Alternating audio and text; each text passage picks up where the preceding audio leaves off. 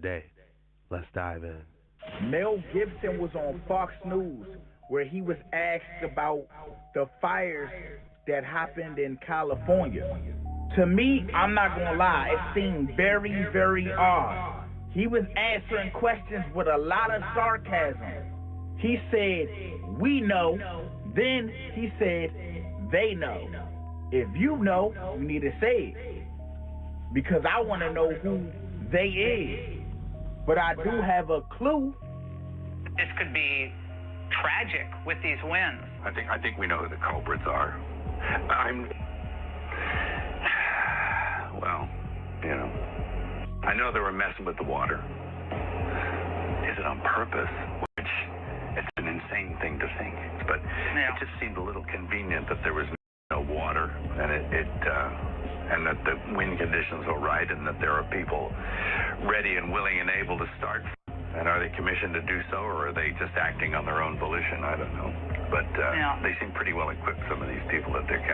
Mel Gibson. A lot about this situation really isn't adding up. This is one of the homes that survived the Pasadena wildfire, and the owner of this home also has one in the back. One of them burnt and one of them didn't. Check this shit out. I talked to the owner of this house right here in Pasadena. I talked to the owner. The owner does not have a smart meter on this house, on the front part of his house. Smart meter. There's no smart meter. The back house is the part of the house that had the smart meter, and everything in the back of his house is burnt. No smart meter.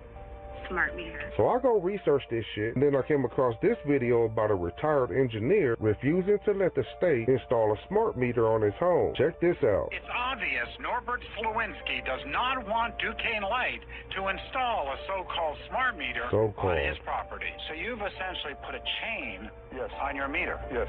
The retired mechanical engineer says smart meters are dangerous. The smart meter is not safe Listen what he for say. reasons. Again, it emits high-frequency radio waves, and you don't feel them, you don't know about them, but they penetrate your body, and they can cause health problems later on. My bedroom is right next door, and it will emit high-frequency waves, so I'm worried about my health and my children's health. They catch because there's very high voltage inside. You heard what he said on that last part. But who owns all of those smart meters in those areas that burn? Until then, let me know what y'all think in the comments. That's an excellent question. Literally the whole entire city is being, which has some people remembering about the Los Angeles smart city that was supposed to come. I guess back in like 2019 they signed like a bill to start building this by 2028. Essentially what they're going to do is rebuild the whole entire city to be these like futuristic utopia type housing, and the whole entire city is just going to be like extra futuristic. So you have to think, how are they going to get there? How can they just build it? They can't build it over everything that's already built. What are they going to tear down, rebuild it? There's one very easy way. If everything just spontaneously at the same time, they would obviously have to rebuild the city and the home. So some people are saying that that might be exactly what happened. It's a conspiracy theory, so I'm not confirming this. I'm not saying like this is what's going on, but I will say that if it looks like a duck and acts like a duck, then it might.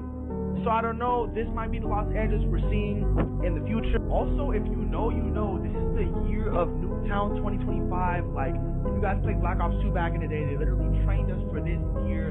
So a lot of us gamers are already thinking something crazy is going to happen this year. This is the first month into the year. And if you don't know, Nuketown is pretty much like a futuristic city that was rebuilt after the first city was kind of sus if you ask me. So when you're seeing in the comments, click that red plus to follow for more, and I'll see you guys in the next video. Ask me how I know I'm in hell right now. There's a driverless damn car, nobody in the car, with a billboard that says, "Humans are so 2023. Hire an AI." This is a real-life billboard in San Francisco, California. Nobody can afford housing. But, wait, your employee needs rest? Wait, healthcare? They need to eat lunch? That is so 2023. Humans are so 2023. Hire an AI.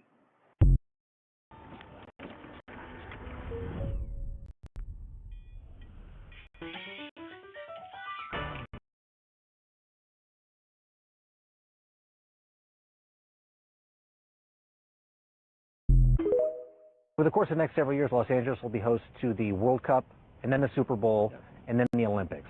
With this rebuilding effort needing to take place, is LA going to be ready for all of those global events? My humble position, and it's not just being naively optimistic, that only reinforces the imperative moving quickly, doing in the spirit of collaboration and cooperation. Donald Trump, to his credit, was helpful in getting the Olympics to the United States of America, to get it down here in LA. We thank him for that. This is an opportunity for him to shine, for this country to shine, for California and this community to shine. The opportunity with all of that and all that opportunity and that pride and spirit that comes from not just hosting those three iconic games and venues, but also the opportunity, I think, to rebuild at the same time. And that's why we're already organizing a Marshall Plan. We already have a team of looking and reimagining LA 2.0, and we're making sure everyone's included, not just the folks on the coast, people here that were ravaged by this disaster. Hey, it sounds like to me they have a plan. Due to current events, I figured now would be a great time to tell you guys all about Smart LA 2028.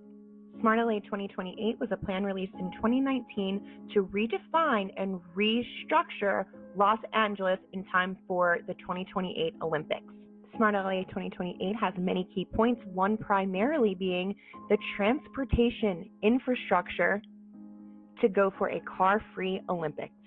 Don't just take it from me, however, take it from Ted Ross, the Chief Information Officer of LA. As a three-time United States Digital City Award winner, the City of Los Angeles has been investing in the infrastructure, the apps, and the data tools to be a globally recognized smart city. But as technology evolves, so our smart city must evolve too.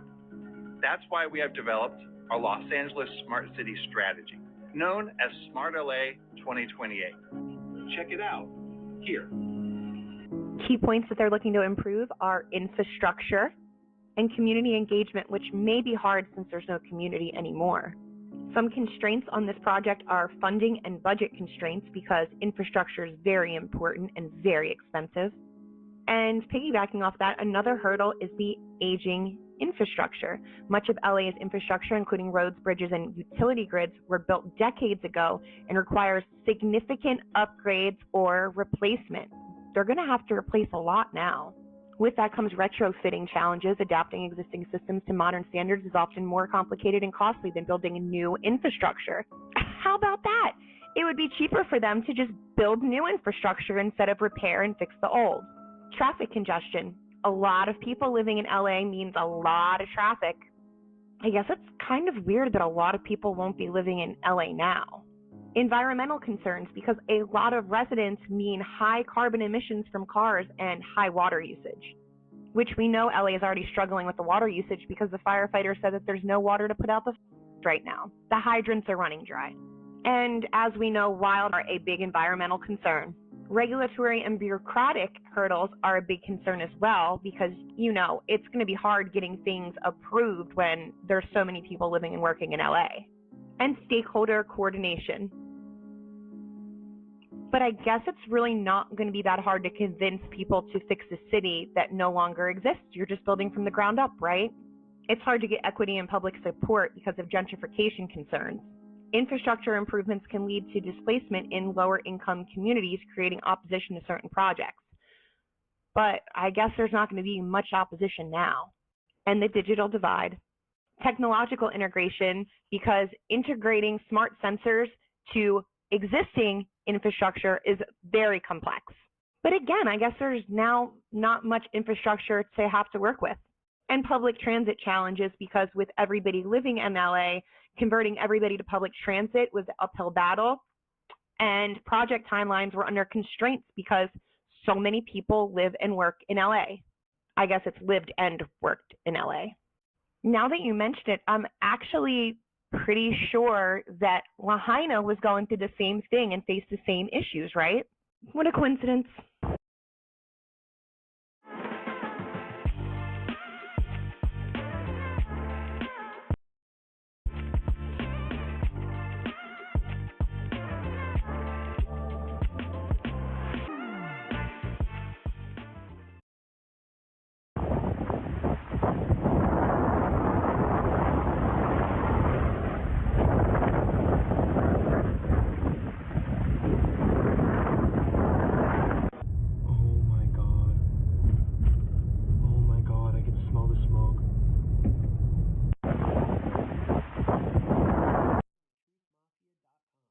This is your host, Tommy Truthful. In today's episode of the Truth Mafia podcast, we're going to discuss vampire blood, aka red mercury.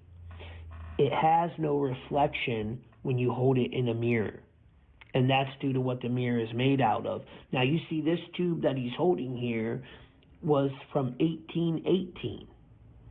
They're trying to tell us that it doesn't exist. Our government has went above and beyond out of its way to suppress any information on this element, red mercury. They're saying there's no element with the name red mercury. Now, I don't believe that's true. I believe it's tied to free energy, and that's why they're suppressing the information on it. We find it in old radios. We find it in old TV sets. I just showed you it right there in a cylinder from 1818. Why are they suppressing this information? Vampire's blood, extremely interesting how it doesn't show up in a mirror and it reacts to garlic. Drop your thoughts below on that. So this goes into the glass making of the 1920s. You have cobalt, you have manganese, and you have uranium or radium glass as well. And if you think of these materials, you think of them as things to create energy or to help assist energy. Cobalt is what they use in a lot of batteries to help assist the energy of the battery. And cobalt is also the precursor of B12. So a lot of people suffering from a B12 issue, a cobalt glass can help resolve that B12 issue, because anything that you're drinking out of that is glass will have a property to it. And this is what alchemy used to do. They would take a material, infuse it into the glass, and that would allow that material or that substance to get into the body. Same with radium, which is the sun ionizing radiation. So you would get that radium into the body. And then same when you get into manganese. I had a lady reach out when she was doing manganese. She got a manganese glass. She gave it to her grandmother. Her grandmother had depression, and her depression was fixed. And she's like, I can't believe it. I just drank out of a glass. Well, think about it. Anything that you're drinking out of has a property. And cobalt is a very, very highly conductive one. And when you get into the 1929 Great Depression, which was orchestrated, so this goes into the glass making of... It kind of makes you wonder why every beverage is either sold in plastic or aluminum.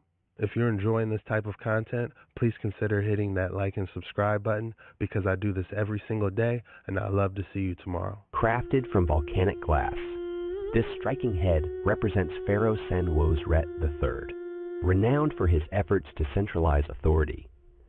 Senwosret III curtailed the influence of the feudal nobility, solidifying the power of the monarchy and redefining the structure of the Middle Kingdom. Crafted from volcanic glass.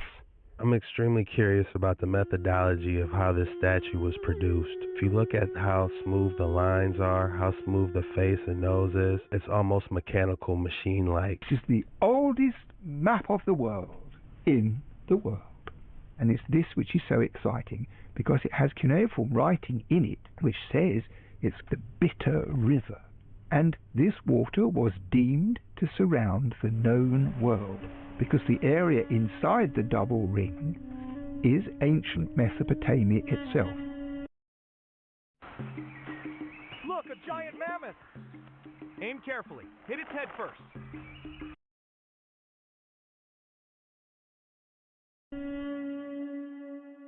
The Bitter River.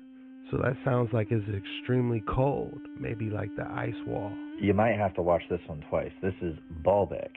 And if you've never seen this place before, it is absolutely massive. Baalbek is in Lebanon.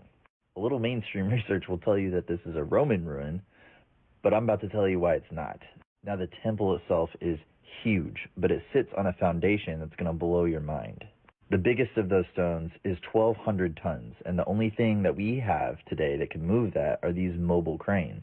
Now, some argue that this was concrete, but this is also not true because we know where the quarry is. It's pretty close. Ironically, Jimmy from Bright Insight posted a video of one of these cranes trying to lift a smaller stone and failing to do so. Now, the story you're going to get is that they were dragged with ropes on logs. Now, lifting the stone is one thing, but moving the stone is even harder. This is the biggest dump truck in the world, and it can only move 496 tons, and it is that big. Now, looking at the quarry itself, it appears that they could move these stones pretty easily. It also looks like it was abandoned as they were working. That quarry is also not a granite quarry, and that is a granite pillar in Baalbek. That granite is from Aswan in Egypt, a 21-hour drive today over water. On the ceiling of Baalbek, you're going to find a Star of David, which is a clearly Hebrew symbol. Inside that star is a lotus, a signature of Hindu builders. Shared this symbol with their pals, the Egyptians, who revered the flower and also incorporated it into their architecture.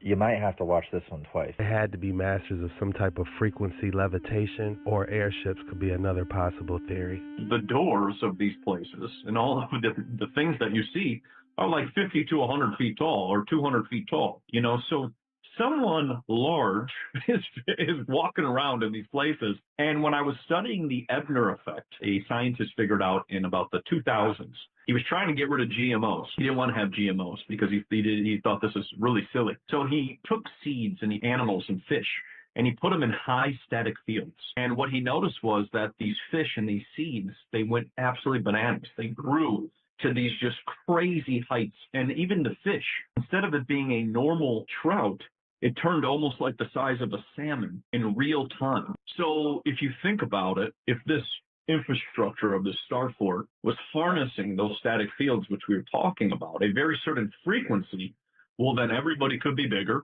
food can be more abundant, energy can be free, and people are living in a completely different realm. Well, versus me and you right now, you know, with all this nonsense wires and all kinds of garbage that they try to give us, it's all horribly inefficient. It's like 10% efficiency rate. The doors of these places. Could it be possible that the giant trees played a contributing factor to accelerated growth? Among the remarkable artifacts unearthed in Tutankhamun's tomb were several exquisite headrests. One particularly notable piece, crafted from ivory, portrays the god Shu upholding the sky, a stunning representation of ancient Egyptian mythology. While modern individuals rely on pillows to support their heads while sleeping, the ancient Egyptians used headrests. Is this truly what the Egyptians used for a pillow? That's quite disturbing. That does not look comfortable at all. Maybe it has something to do with perfect posture. I don't know.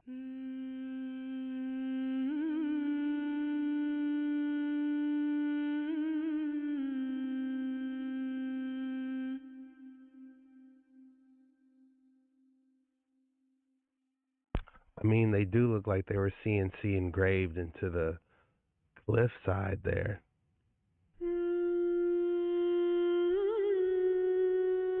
How else are people going to climb up there and get that chiseled out?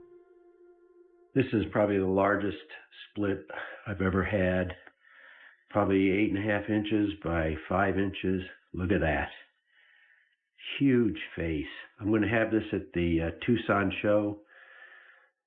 The GGX booth 501. Come and see it. Happy day. What a surprise. I was not expecting that. How beautiful is that? Smithsonian Museum is covering up evidence that ancient Egyptians ventured to the Grand Canyon in North America, leaving behind hieroglyphs and mummies that have remained hidden for thousands of years.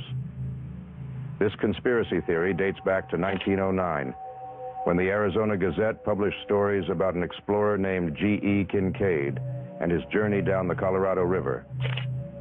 The paper reported that Kincaid discovered a cave entrance about 2,000 feet above the riverbed and decided to explore it.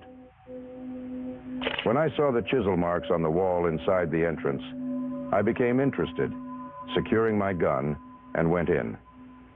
Kincaid reportedly told the paper. During that trip, I went back several hundred feet along the main passage till I came to the crypt in which I discovered the mummies. Kincaid described the crypt as one of the largest chambers, with walls slanting back at about a 35-degree angle. The mummies were arranged on hewn shelves, each with a small bench at its head, where copper cups and broken swords were found. Some of the mummies are covered with clay, and all are wrapped in a bark fabric, Kincaid said. He noted that all the mummies examined so far were male, leading to the belief that this section was a warrior's barracks. According to the report, Kincaid took numerous relics and shipped them to Washington. He also discovered large rooms chiseled out of the rock further inside the cave. Over 100 feet from the entrance is the cross hall, several hundred feet long, in which are found the idol, or image, of the people's god, sitting cross-legged, with a lotus flower or lily in each hand. The cast of the face is oriental, and the carving in this cavern, Kincaid reportedly said. The idol almost resembles Buddha, though the scientists are not certain as to what religious worship it represents. Considering everything found thus far, it is possible that this worship most resembles the ancient people of Tibet. The report claimed Kincaid found numerous other artifacts, including vases, urns, and copper and gold cups, which the Smithsonian was investigating. Most intriguing of all were the hieroglyphics. On all the urns, walls over doorways, and tablets of stone found by the image are mysterious hieroglyphics, the key to which the Smithsonian Institute hopes yet to discover. The engraving on the tables likely has something to do with the religion of the people. Similar hieroglyphics have been found in southern Arizona. Among the pictorial writings, only 2 animals are found. One is of prehistoric type, the report stated. Despite the extraordinary nature of these claims, the Smithsonian denies any involvement in such a discovery and asserts there are no records of Kincaid's existence. Skeptics argue that the tale was likely a hoax, similar to an 1878 story by noted hoaxer Joseph Mulhattan, who claimed Egyptian mummies were found in a Kentucky cave. And it makes you wonder why a certain part of the Grand Canyon is blocked off to public access. What is this figure doing? Holding a sword in one hand, and it looks as though it is holding some type of a device in the other hand. But look at the right side. There is another figure doing exactly the truth, Mom. What is this figure doing? Holding a sword in one hand, and it looks as though it is holding some type of a device in the other hand. But look at the right side. There is another figure doing exactly the same thing. Why would there be 2 carvings of the same person doing the same thing? No. There are 3 differences between them. Look carefully. Can you find 3 differences between the carvings? What is this figure doing? Seemed to be some type of horn instrument, maybe to blow before battle, like a ram's horn. Produced by the vibration of their wings, they create a bubble in the ether, protecting them from any outside interference. So levitation by sound waves is a real-world effect. Do you want more proof?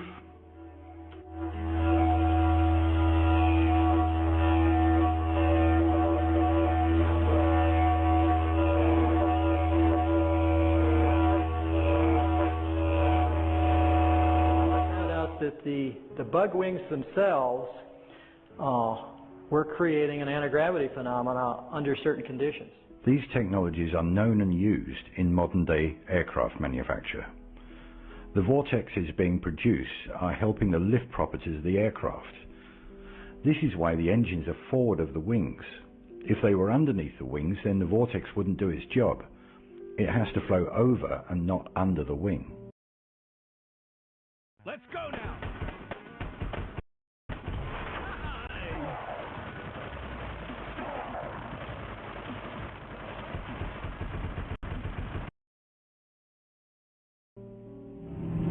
Next time you fly, try to listen to the hum of the engines. It changes pitch when going into and out of cruise mode.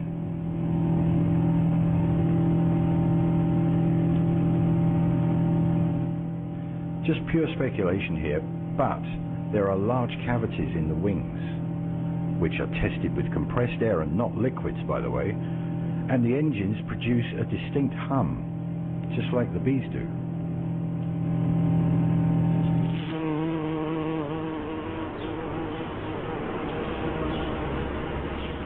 So the tale of 2 victors comes to an end. I highly recommend watching all the video links in the description box, as you will gain a much better understanding of the natural forces at work here. As always, this is just my own musings, and they are by no means definitive, but the scientific evidence and the observable effects definitely backs up the theory. Two highly intelligent gentlemen that have had their research largely ignored by the mainstream scientific community. But the manufacturers are covertly using the technology to fly their planes. As per usual, it's us, the consumer, who's losing out, while these huge companies are reaping the financial benefits, produced by the vibration of their wings. So where's all the jet fuel going? How is the aircraft actually flying?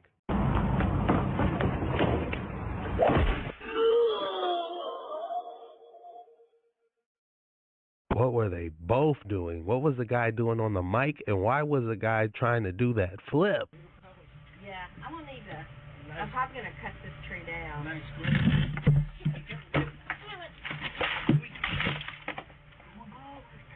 Okay? Yeah, I'm gonna need to. I'm probably gonna cut this tree down. Nice.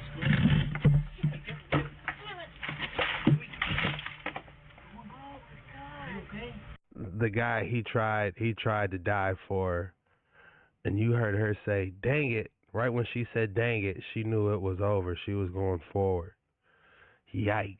This anti-gravity jar is at least 300 years old and is displayed at the Museum of Kanchipuram in India. It looks like it's being made of wax, but it is made completely out of clay. On the top, it has holes, but you cannot pour water through these top holes. And you can see 5 holes at the bottom, and you can pour water through these holes.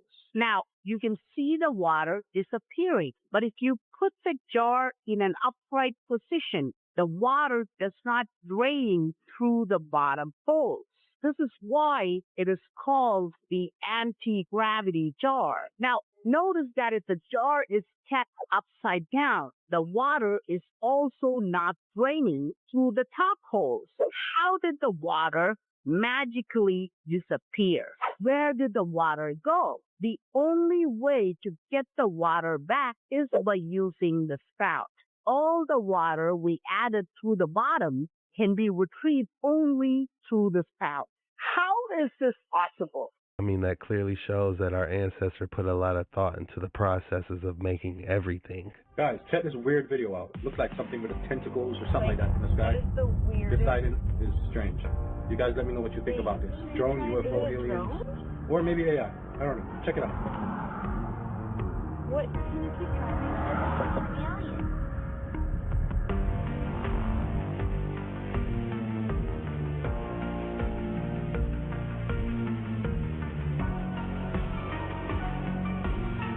That's weird, creepy, strange. What do you guys think this is? Let me know in the comments.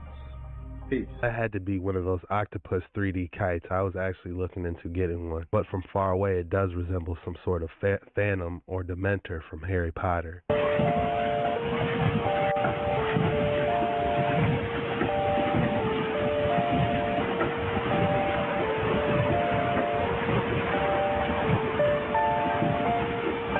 I mean, if you're in the middle of the jungle or if you're living off-grid, this may be an efficient way to wash clothes. You might even be able to hook up a few gears and get some wattage.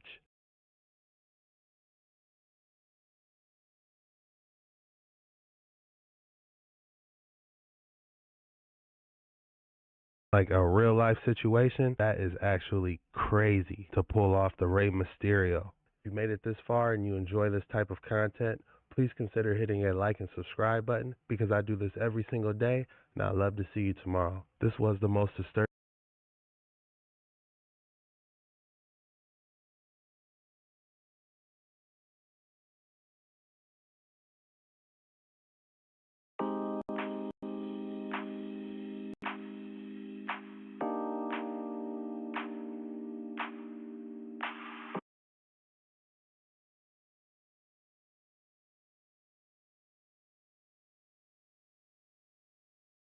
The most disturbing videos on the internet today. Let's dive in. The extraordinary footage tonight, captured and sent exclusively to us by a local resident in New Jersey, a hotspot for recent unexplained drone activity. This astonishing video shows what appears to be a massive green mothership drone hovering silently before releasing 9 smaller, blowing red drones or orbs into the night sky. These unidentified aerial vehicles then move in perfect formation, their purpose unknown. With reports of similar sightings coming in from around the globe, particularly near military sites, many are left asking, what are we dealing with here? A breakthrough in technology or something completely extraordinary footage tonight? Just like on Independence Day when the mothership released all the smaller ships. Except those UAPs looked exactly the same size. Very strange. Check this out.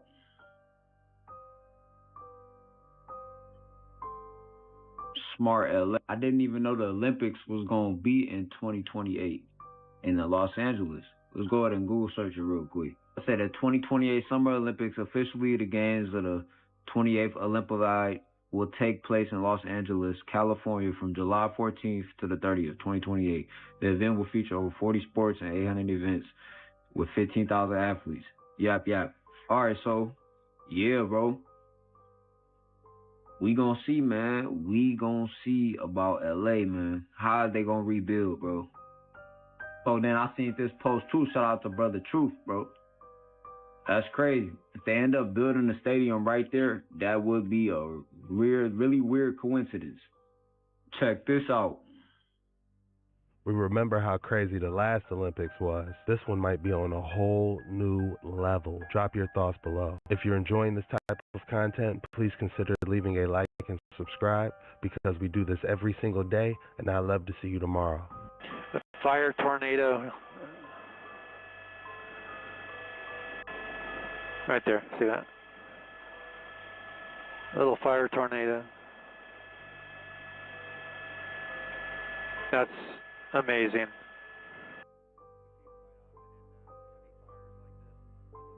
It's just spinning, it's creating its own weather in there, its own wind, and it will bring up the fire right off the ground like that in a spike. It's quite amazing to see, but a lot of ash coming out of that, a lot of fire being drawn straight up into the air. When we see this, it's just a spectacular sight, a very scary sight, but certainly, definitely due to the heavy brush in the area, we see it every once in a while, especially in one of the hot spots there. It's starting to calm down now, but quite a sight to see for sure on the fire line. Look at the size of it compared to the car.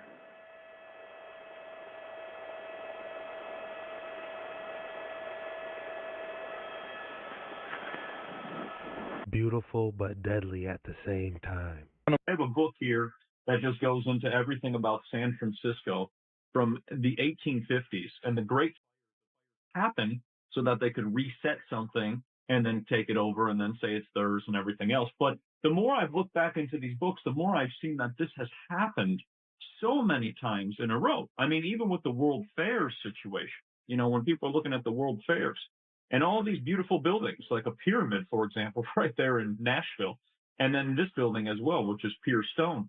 But all of this stuff has been reset multiple times. And I've started to realize that the more I would go back into the 1850s, it was like the people of the 1850s, like me and you right now, of let's say 2025 or whatever year it is, are seeing this and seeing it over and over again the same way they were seeing it. But they didn't even know that they were in this. So it's kind of like the more you get into this, unless awareness is created, which is happening, and I'm very thankful. Like the internet just spreads things like crazy now. And now that, you know, allegedly there's no fact checkers and whatever, great things can happen to it. History. It's almost like history is repeating itself. Are they trying to do another reset? All right. Now, I want you to use your mind. This is a wooden school bus from the year 1919, okay? But 70 or 80 years before that, they had better modes of transportation. They built buildings like this all over. This is from Buffalo, New York. But it doesn't matter what city you look at. You're going to see a lot of the same stuff. Look how complicated these railways were. And look at these photos and drawings, these old buildings. This is the first photo of Buffalo, and it's in ruins. The first photo of Buffalo, and everything is destroyed. And look at it now. Everything is abandoned. Everything is in shambles. totally fallen apart because no one is going to take care of it. And what's the reason? Because we didn't build it in the first place. Look up the Tartarian theory.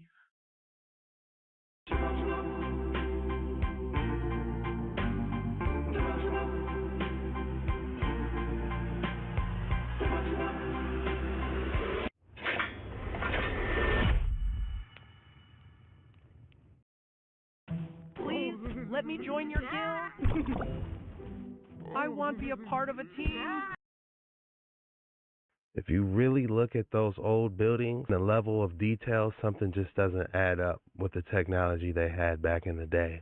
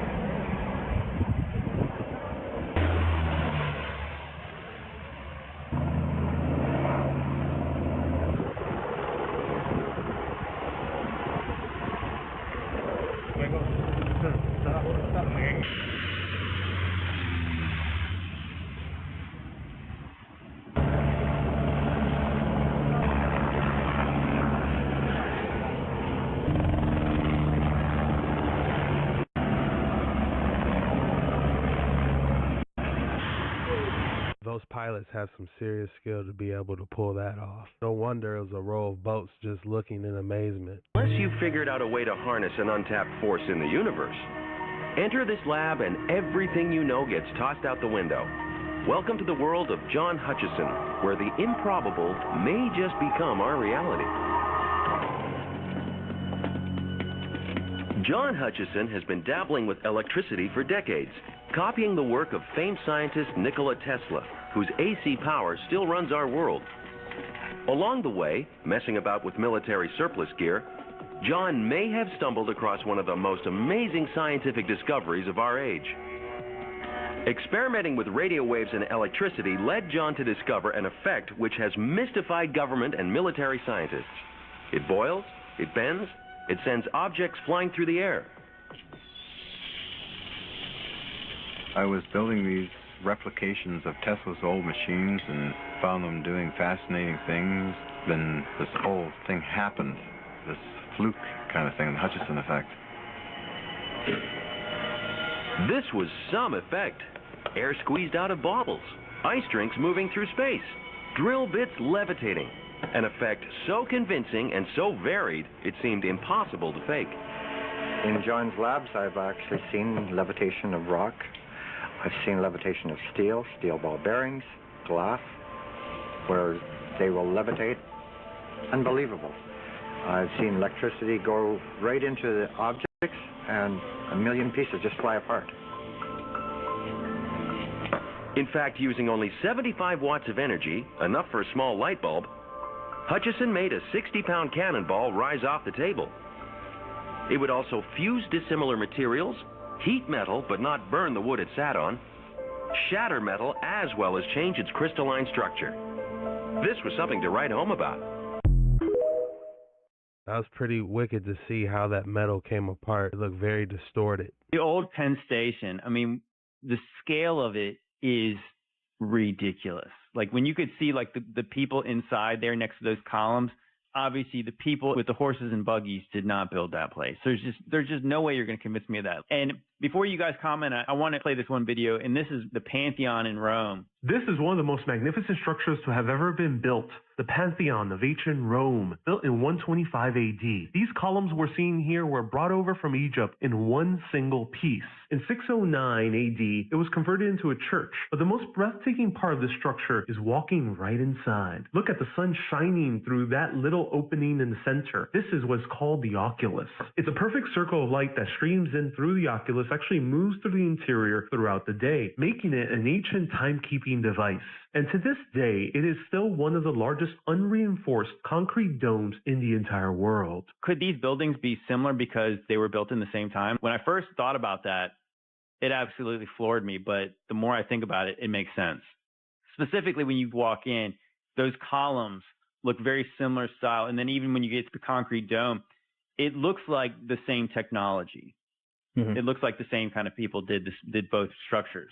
What do you guys think? Those style of buildings, the multiple pillars at the front, like the triangle at the front as well, on top with like the gods embedded into it and so forth. In the northwest of England, we have those everywhere as well. This design, this style, it's everywhere. It's all over Europe. It's actually quite boring to us now. We see it all the time, you know. But for America, that doesn't make any sense. Who had the time and the resources and the knowledge and the ability to build that in the time they're telling you they built that thing? And you're right, the architectural style is identical to the Roman style. It's the Parthenon. It's identical. You know, there's no difference whatsoever. And they'll say, "Oh, it's a Renaissance style." That's what we exactly. hear, That's exactly what I was thinking. They built it in a Renaissance style. Of course, that's what they did because why not? I mean, it looks so cool in ancient Rome, so let's just do that. Those Roman structures could be seen all over the world. It doesn't matter who you are. Having rational, biological understanding of the human condition will complete the sheer size and scale of what this realm once was. We are but the ants now, living in the shadows of this giant forest. We are kept deliberately in the dark of our true history, the true science and makeup of this world. They want us thinking these are nothing more than random piles of rocks, while we spin on a random ball, hurtling into a space of nothingness. But evidence of a much grander life can be found all around you. You just have to open up your eyes and not blindly accept the narrative put to us without question. History is nothing more than a set of lies agreed upon, ones we never agreed to. Geology truly is hardened biology. Question everything, friends. At one of the strangest patents in the entire U.S. patent system. Patent number 2006-001425A1, Walking Through Walls Training System. This patent refers to a unique process, a training system that enables a human being to acquire sufficient hyperspace energy in order to pull the body out of a dimension so that it may pass through solid objects. This is very real and was used by the U.S. Army at one point. The biggest cymatic pattern ever made. At one of the biggest cymatic pattern ever made is a temple. This is Bora.